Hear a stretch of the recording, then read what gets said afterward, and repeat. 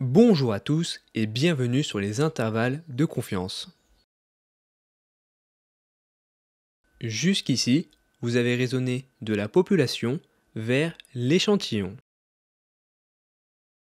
Vous avez créé vos échantillons depuis une boîte définie, qui est la population. Dans ce cas, vous effectuez un raisonnement vers l'avant, qu'on appelle aussi un raisonnement forward. Mais en réalité, nous faisons l'inverse. Nous raisonnons vers l'arrière, ce qu'on appelle un raisonnement backward. Et ce type de raisonnement est extrêmement utile en intelligence artificielle, typiquement en deep learning. Quand nous prenons un échantillon, c'est parce qu'on ne connaît pas le paramètre de la population, d'où l'estimation avec l'échantillon. Nous prenons un échantillon, nous estimons le paramètre et nous inférons le résultat sur la population. Pour que ce soit plus clair, prenons un exemple. Vous travaillez pour un institut de sondage.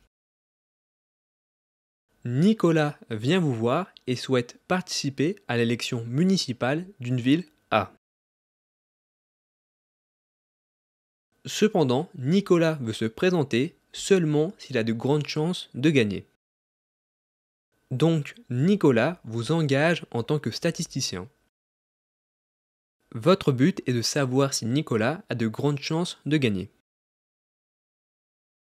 Vous prenez un échantillon aléatoire de la ville A. Vous avez un échantillon de 2500 votants. Parmi ces 2500 votants, 1325 personnes votent pour Nicolas, ce qui correspond à 53% de l'échantillon. Votre but est de faire un raisonnement vers l'arrière. Avec cette valeur dans l'échantillon, nous voulons savoir le nombre de personnes qui votent pour Nicolas dans la population. Nous avons 53% de votants dans l'échantillon. Il est logique de penser que dans la population, nous aurons aussi 53% de votes. Et là, vous venez de faire une erreur, car il ne faut pas oublier qu'il y a de la variabilité entre les échantillons. Si j'avais pris un autre échantillon, j'aurais pu avoir 52%, ou encore 48%.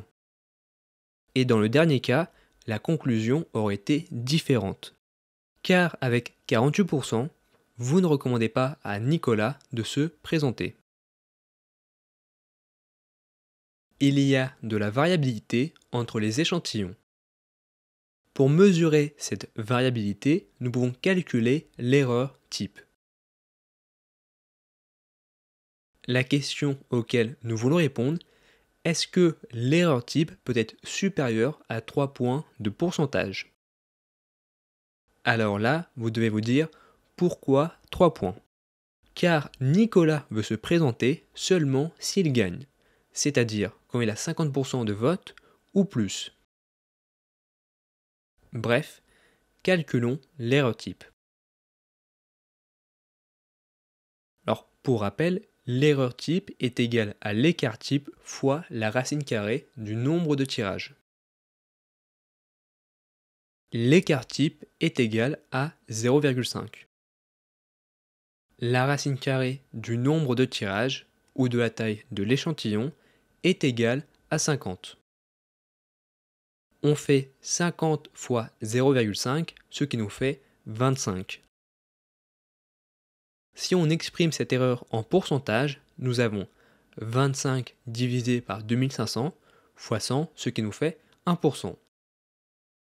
L'erreur type est égale à 1%. Comme l'échantillon est aléatoire et que la taille de l'échantillon est grande, nous savons que la distribution des moyennes des échantillons suit la loi normale. C'est la définition du théorème central limite. Alors, vous pouvez conclure, d'après l'estimation de l'échantillon, le nombre de personnes qui votent pour Nicolas est de 53%, à plus ou moins 1% près. Nous pouvons être confiants à 95% que le paramètre, c'est-à-dire la véritable valeur de la population, se trouve dans cet intervalle défini par 51% et 55%, c'est-à-dire de plus ou moins 2 erreurs-types près. Beaucoup de gens ont du mal avec l'intervalle de confiance. Jusque-là, vous savez que si la distribution des moyennes des échantillons suit la loi normale, 95% des échantillons seront compris entre la moyenne de la population, c'est-à-dire l'espérance, et plus ou moins 2 erreurs types. Obtenir un échantillon supérieur ou inférieur à 3 erreurs types est extrêmement faible. Il semble plus logique de dire qu'il y a 95% de chances que le pourcentage de la population soit compris entre 51% et 55%. Mais dire ceci est faux. En disant ceci, nous disons que la probabilité réside dans la population, c'est-à-dire que la valeur de la population varie. Elle est de 50%, puis de 48%, ou encore de 52%. Alors que non, la valeur de la population est fixe. Ce sont les échantillons qui varient, qui sont sujets à de la variabilité. D'un échantillon à un autre, la valeur varie. Donc la probabilité est dans les échantillons. Et c'est pour cette raison qu'on utilise le mot confiance et pas le mot probabilité, pour vous rappeler que la probabilité est dans les échantillons et non dans la population. Mais concrètement, que veut dire un intervalle de confiance de 95%? Sur 100 échantillons, 95 échantillons couvrent le paramètre, c'est-à-dire la valeur de la population, avec un intervalle de plus ou moins 2 erreurs types à leur moyenne. Et environ 5 échantillons ne couvrent pas le paramètre, même avec un intervalle de 2 erreurs types. Avec un erreur type, 68% des échantillons couvrent le paramètre, et environ 32% des échantillons ne couvrent pas le paramètre. Donc, avec plus ou moins un erreur type, nous pouvons être confiants à 68% que le paramètre se trouve dans cet intervalle défini par 52% et 54%.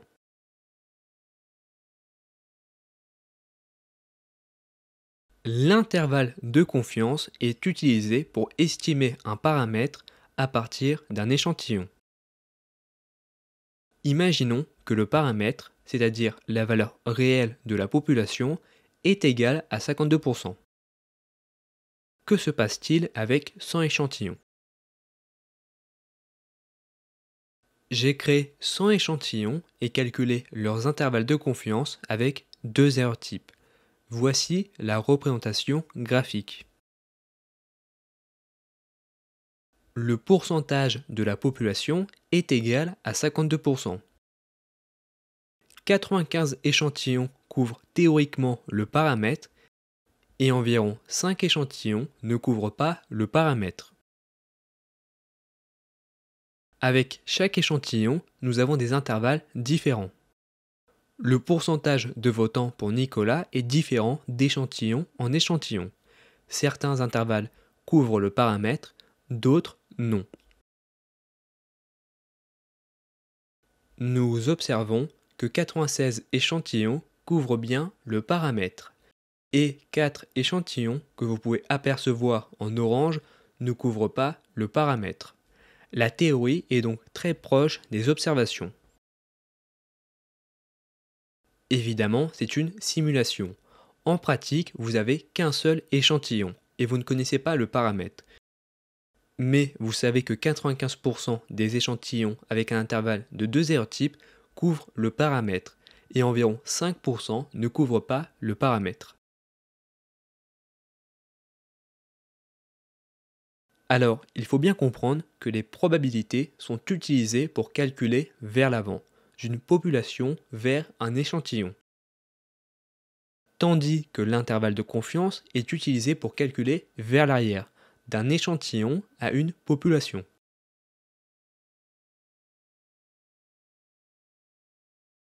Alors, attention, la méthode pour calculer l'erreur type est utilisée seulement pour les échantillons aléatoires simples et ne marche pas forcément pour les autres échantillons, même probabilistes.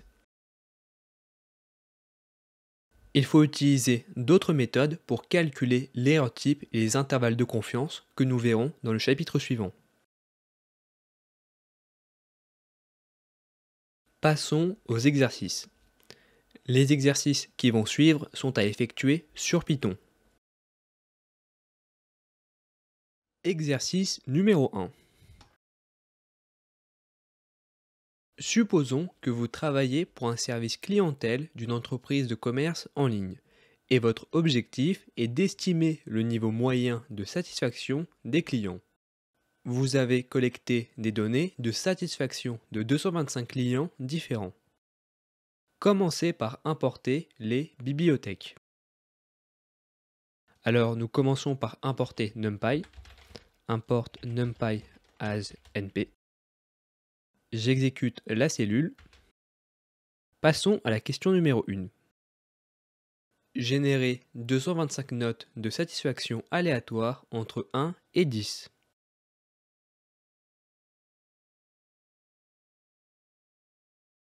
Alors, nous allons utiliser la fonction np.random.randit qui va aller de 1 à 11 et ceci nous renvoie un entier aléatoire entre 1 et 10 car la valeur supérieure est exclue. Et nous appliquons le paramètre size est égal à 225 car nous voulons 225 notes différentes. Pour contrôler l'aléatoire, je fais np.random.seed entre parenthèses 42. Comme ça, vous avez les mêmes valeurs que moi. J'assigne cette fonction dans ma variable échantillon. Passons à la question numéro 2. Calculer la moyenne et l'écart type de l'échantillon. Pour calculer la moyenne, nous faisons np.min de échantillon, ce qui nous renvoie 5,52. Nous pouvons assigner ce résultat à la variable moyenne.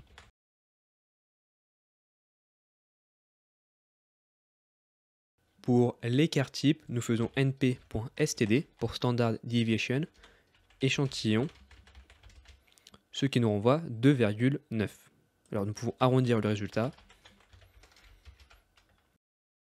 Et je peux assigner ce résultat à la variable écart type.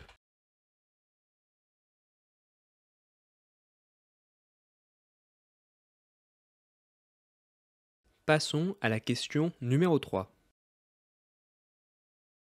Estimer la note moyenne de satisfaction de la population et son intervalle de confiance à 95%. Et terminer par interpréter le résultat.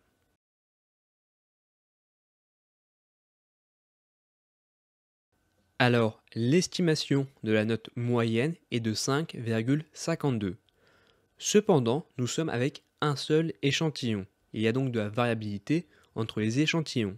Si nous prenons un autre échantillon, nous aurons une moyenne différente. Et pour mesurer cette variabilité, nous le faisons via l'erreur type.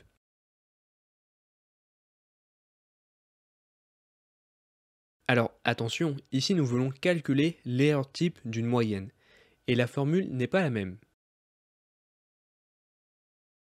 L'erreur type pour la moyenne d'un échantillon aléatoire simple est égale à l'écart type divisé par la racine carrée du nombre de tirages. Alors pour calculer la racine carrée du nombre de tirages, nous faisons la racine carrée de la taille de l'échantillon. Ce qui nous fait 15. Nous pouvons assigner ce résultat à la variable racine. Et donc, pour calculer l'erreur type, je fais erreur type est égal à l'écart type, le tout divisé par la racine. Ce qui nous renvoie 0,19. Mais alors, que veut dire un erreur type de 0,19? D'après l'estimation de l'échantillon, la note moyenne de satisfaction de la population est de 5,52, à plus ou moins 0,19 près. Comme nous avons choisi un échantillon aléatoire simple et que la taille de l'échantillon est plutôt grande, la distribution des moyennes des échantillons suit la loi normale. Alors calculons l'intervalle de confiance de 95%. Nous créons une liste vide avec ITC pour intervalle de confiance 95, une liste vide, et nous ajoutons avec la fonction append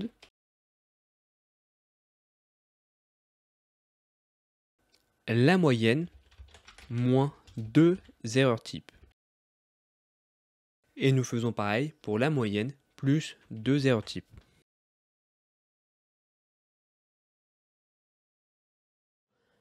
Alors l'interprétation est que 95% des moyennes des échantillons sont compris entre 5,14 et 5,9. Et autrement dit, nous sommes confiants à 95% que la note moyenne de satisfaction de la population se situe entre 5,14 et 5,9. C'est-à-dire que sur 100 échantillons, 95 échantillons avec un intervalle de 2 erreurs types couvrent le paramètre, et 5 échantillons avec un intervalle de 2 erreurs types ne couvrent pas le paramètre.